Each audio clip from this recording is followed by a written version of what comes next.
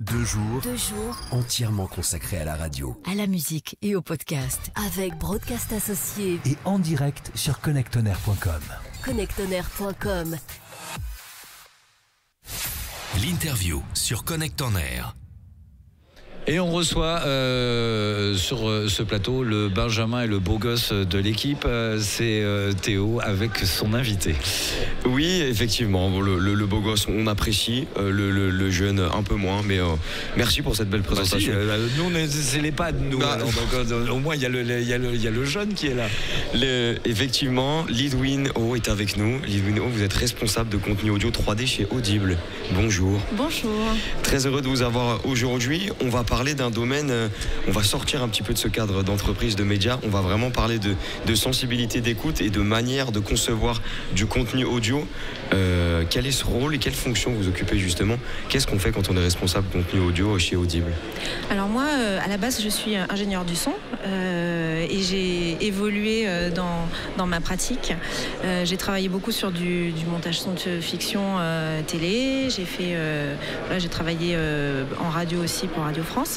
Et depuis que j'ai rejoint Audible, j'ai rejoint parce qu'au moment où ils ont voulu étendre la catégorie de contenu audio, parce que pour l'instant il y a vraiment une majorité de contenus qui sont du livre audio, et l'étendre à la fiction sonore ou au documentaire sonore, et en particulier écrire sur des contenus immersifs.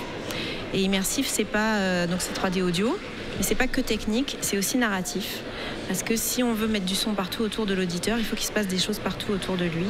Et donc c'est à la fois un challenge technique, mais beaucoup narratif. Cette technologie 3D dont vous parliez, moi ce que je trouve hyper pertinent et hyper intéressant là-dedans, c'est qu'on peut la décliner de deux manières.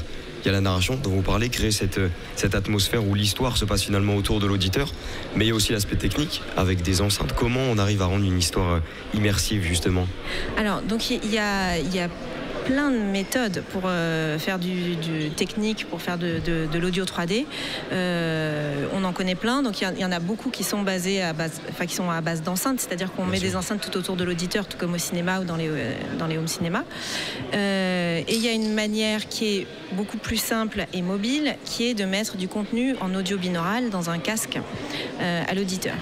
L'audio binaural marche extrêmement bien pour donner un contenu immersif et 3D, c'est-à-dire qu'il y a du son qui peut se passer tout autour de la tête de l'auditeur, mais aussi dans la profondeur, c'est-à-dire qu'on sent les sons qui s'éloignent, qui passent derrière, etc.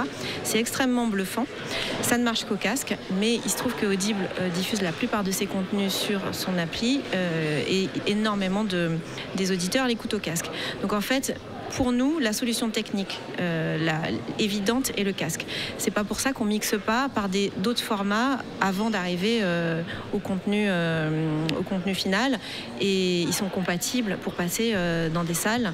Mais c'est vrai que nos auditeurs, ils écoutent un format final qui est un stéréo en audio binaural. Le plus compliqué dans tout ça, c'est qu'un livre.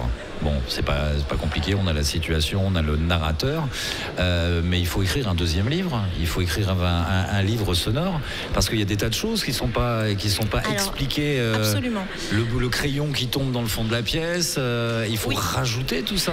Alors, tout à fait. C'est ça qui est très intéressant, c'est que donc Audible va complètement continuer à faire des livres audio, qui sont des livres qui sont lus par des comédiens, avec un travail de qualité là-dessus. Les auditeurs du livre audio ont besoin de ça et ils n'ont pas besoin de plus, parce que c'est un livre. On peut faire des livres augmentés, des enhanced audiobook comme on dit, c'est-à-dire qu'on rajoute de la musique ou on rajoute des ambiances, mais sans rien toucher à la volonté de l'auteur. Et ensuite, les contenus sur lesquels je travaille moi, ce ne sont pas des livres à la base, ce sont des scénarios qui ont été écrits exprès pour de la fiction sonore ou du documentaire sonore. Donc on part sur une base qui est comme un scénario pour un film. Voilà. Et je dirais même que comme on essaie de tirer vraiment toutes les capacités de l'audio immersif, on part même vraiment sur des scénarios qui ressemblent peut-être à des projets de jeux vidéo ou de réalité virtuelle, dans lesquels il peut éventuellement y avoir des interactivités ou placer l'auditeur dans une position et essayer de savoir qu'est-ce qu'il comprend de son rôle, etc. On est dans quelque chose immersif, mais pas que dans l'audio, c'est-à-dire y compris dans l'histoire. Mais c'est encore plus compliqué qu'un film, parce que quand on tourne un film, si on fait passer une voiture derrière, même si on l'entend pas, parce que les micros sont sur les acteurs, on fait passer une voiture derrière, au moment où on décide de mettre le son, on voit la voiture passer, bon, mets-moi Coco, mets-moi un bruit de voiture qui passe derrière. Sauf que là, vous n'avez pas l'image. Exactement. Vous avez juste l'écrit, donc faut se dire, derrière, il y a une voiture qui passe. Derrière, il va y avoir un chien qui aboie parce qu'il y a le facteur qui est en train de passer avec son vélo. Alors, on en est là. Oui, tout à fait. Là, pour l'instant, la manière dont on est parti, c'est qu'il y a une description assez fidèle de ce qui est visuel et on laisse au créateur sonore d'imaginer les sons qui vont avec le visuel, comme dans un montage son de téléfilm. Dans un montage son de téléfilm, en général, on a mis des micro-cravates sur les comédiens, il y a très peu d'ambiance et il y a une comédienne qui rentre dans le silence dans un hangar. On n'a que l'image. En fait, il y avait des petits oiseaux, mais on les a même pas captés avec le micro-cravate. L'ingénieur du son, si ça doit être une scène inquiétante, il va mettre des bruits de tôle qui grincent, du vent, des petits bruits derrière, voilà. Ça, on peut le refaire, nous. C'est-à-dire que il va y avoir quelqu'un qui va rentrer dans un hangar et nous, on va créer l'ambiance qu'on... Vous êtes metteur en scène sonore. Voilà. Et c'est assez passionnant. Un metteur en son. Voilà, on va créer un nouveau truc. Je suis metteur en son.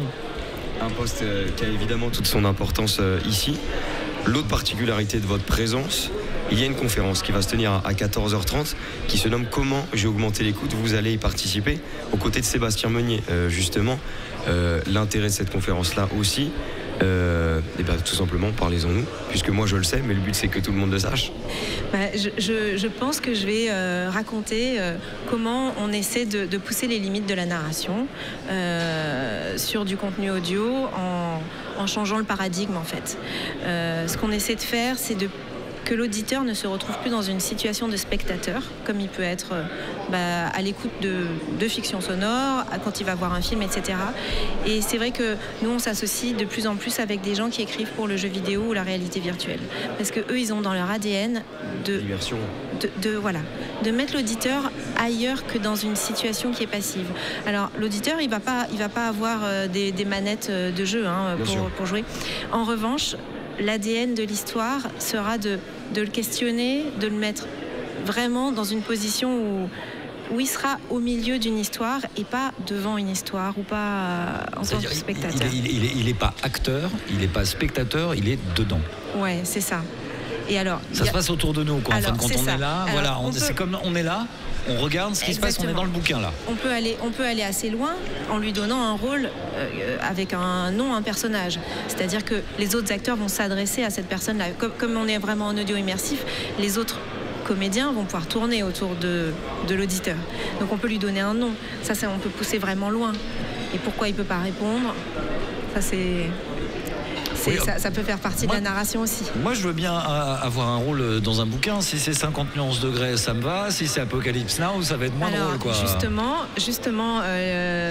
tout ce qui est New Romance, comme on dit, marche assez bien. Et il va y avoir du contenu pour vous, alors. Peut-être une réincarnation pour Christian Grey. Et ben voilà. Le message est passé. Merci, en tout cas, de nous avoir donné envie d'écouter. Parce que c'est vrai qu'on parle souvent de la lecture, que c'est essentiel, mais là, si en plus il y a une nouvelle façon d'écouter et qu'on peut devenir Christian Grey, il y a des gens qui seront probablement... J'ai déjà la tenue.